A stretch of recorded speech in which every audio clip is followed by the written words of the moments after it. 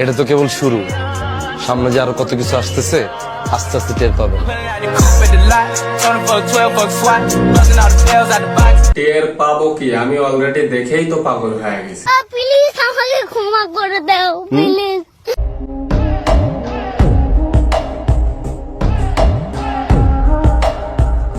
चौक लड़ जावे सारी रात नींद ना आवे मैनू बड़ा तड़पावे।